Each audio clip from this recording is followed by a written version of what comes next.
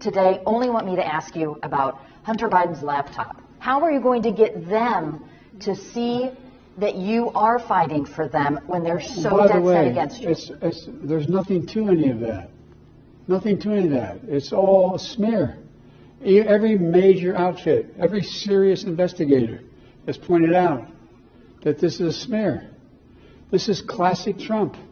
We have 4 days left, and all of a sudden there's a laptop. And you may recall, there's also talk about 4 months before there was a similar thing that somebody had, allegedly.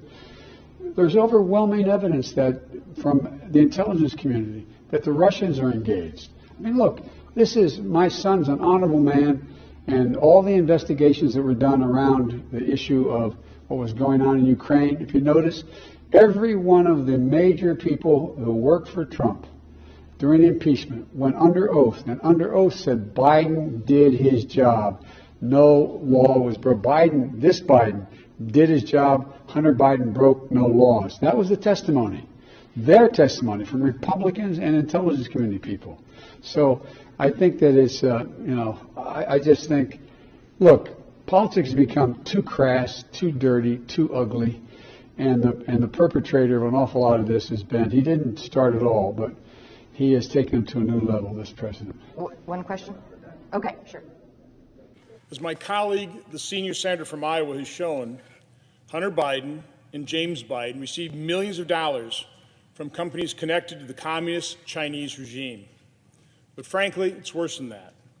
These companies were effectively an arm of the Chinese government. This isn't Russian disinformation. These are hard facts backed up by bank records of actual financial records and transactions that prove just how connected the Bidens were and how compromised President Biden probably is. I'll use this next series of transactions to prove my point.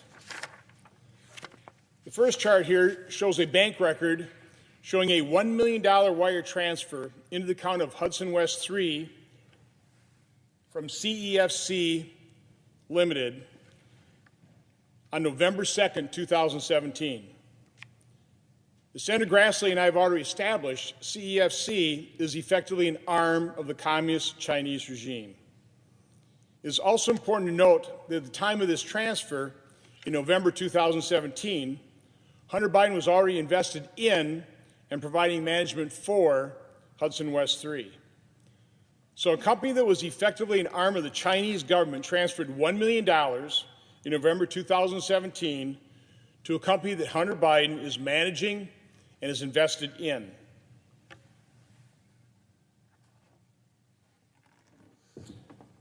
Let's bring up the second record. Focus on the $1 million wire out on March 22nd, 2018. Again, this is a record from Hudson West 3's bank account. Like the previous record, this is showing the transfer of $1 million, but this time the money is being transferred out of Hudson West 3 to Owasco, another one of Hunter Biden's firms. This transfer took place on March 22nd, 2018, a little less than 5 months after the $1 million transfer from CEFC to Hudson West 3. Hunter is transferring $1 million between two firms he manages and has ownership in. So what is the purpose of these two $1 million transfers?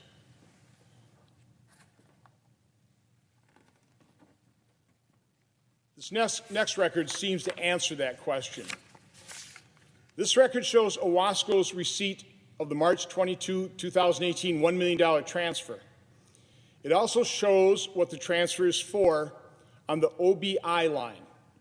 OBI is an abbreviation for Originating Beneficiary Information. It's like the memo line on your personal check. It tells you really what that check was about. In this case, the OBI indicates the transfer is being made for, quote, Dr. Patrick Ho Chi Ping representation, unquote. So to recap, on November 2nd, 2017, Patrick Ho's company, CEFC, wired $1 million to Hunter Biden's company, Hudson West 3. On March 22nd, 2018, Hudson West 3 wired $1 million to Owasco, another Hunter Biden company. The bank record clearly states the $1 million payment was being made for the purpose of representing Patrick Ho. Represent him for what? Here's where things get interesting. We know that Patrick Ho was arrested by U.S. authorities in November 2017 for international bribery and money laundering charges. Keep in mind that this arrest occurred in the same month that Patrick Ho's company, CEFC, is wiring $1 million to Hunter Biden's company, Hudson West 3. According to the Department of Justice, quote, Ho orchestrated and executed 2 bribery schemes to pay top officials of Chad and Uganda in exchange for business advantages for CEFC China, a Shanghai-based multi-billion-dollar conglomerate that operates in multiple sectors, including oil, gas, and banking, end quote. These are crimes for which Patrick Ho was eventually convicted and sent to federal prison for committing. So the company that Patrick Ho was making bribes for sends $1 million to a company Hunter Biden manages and is invested in. That company in turn transfers $1 million to another Hunter Biden company for the purposes of representing Patrick Ho, who was eventually convicted of international bribery and money laundering. And guess what Patrick Ho did around the same time he's arrested by the FBI for corruption and bribery? He contacted James Biden, President Biden's brother. Patrick Ho's decision to call the Biden family around the same time he got arrested is revealing, particularly in light of the fact that the same month $1 million just happened to be transferred to Hunter Biden's company. Now, Hunter Biden isn't a criminal defense attorney. Patrick Ho was charged and convicted for bribery, and related federal offenses and crimes. So what kind of representation was Patrick Ho's company paying Hunter Biden's firm to provide? Were they paying for his firm's legal expertise or for Hunter's political connections? In March 2021, Senator Grassley and I asked the Justice Department about Patrick Ho. Why? Because there's a federal court filing that says the department has FISA records on Patrick Ho. We requested these records. In response, the department would not confirm whether they even had his records. Unfortunately, the Attorney General refuses to clarify that outrageous contradiction for Congress. Oh, and one more tidbit. In a recently uncovered audio extracted from his laptop, Hunter Biden referred to Patrick Ho as, quote, the expletive-deleted spy chief of China, unquote. Let that sink in a minute. Hunter Biden referred to Patrick Ho in an audio as the, quote, expletive-deleted spy chief of China, unquote. This quote alone tells you that Hunter Biden knew exactly who he was dealing with. He knew exactly who he was dealing with. He was dealing with the, quote, expletive-deleted spy chief of China. Now that fact should alert the media and our Democrat colleagues to seriously consider the implications the Biden family's vast web of foreign financial entanglements have in the conduct of this administration's foreign policy and our national security, but I'm not holding my breath. In October 2020, Senator Grassley and I requested to interview Hunter and James Biden about their financial dealings. If they had nothing to hide, they could have volunteered to come in and sit for an interview. If there was an innocent explanation for these foreign financial transactions, they could have used that interview to clarify what those transactions were about. Unfortunately, rather than being transparent, honest, and forthcoming, they declined to speak for us or to us. Their silence speaks volumes. Fortunately, facts are stubborn things. As the Bidens, our Democrat colleagues, and the media is learning, it is difficult to keep them hidden forever. Senator Grassley and I will continue to investigate the Biden family's foreign financial entanglements and provide the American people with the truth to the best of our ability. Our challenge is the deep state does not give up its secrets easily. New evidence of Biden family influence peddling is surfacing on a regular basis, often coming from records from Hunter Biden's laptop.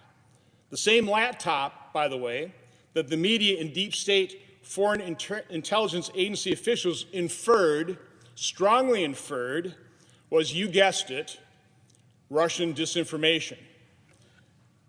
And their guile worked. Prior to the election, people bought the fact that that laptop was probably Russian disinformation. It wasn't, as the New York Times just admitted about a year too late, more than a year too late, that laptop is authentic, and the evidence it is producing is real. But of course, that laptop wasn't Russian disinformation, nor is any of the information we presented in our reports and here on the floor of the Senate. We may never know all the details of the Biden family foreign entanglements or the full extent to which those entanglements compromise our current president, but I'm pretty confident I know who does know. Intelligence operatives in Russia, China, Iran, and North Korea. Elements within our U.S. intelligence agencies probably also know. They're just not going to tell us or you, the American people. Senator Grass and I will return for our third speeches in this series on the Biden family's foreign financial entanglements. Until then, Mr. President, I yield the floor.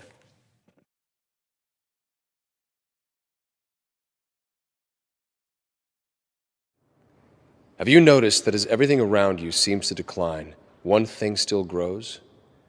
It is the power of your rulers. None of their plans and directives have solved your problems or made your life better. The only result has been their increased control over you at the cost of your freedom. Do you know why? You gave them the power.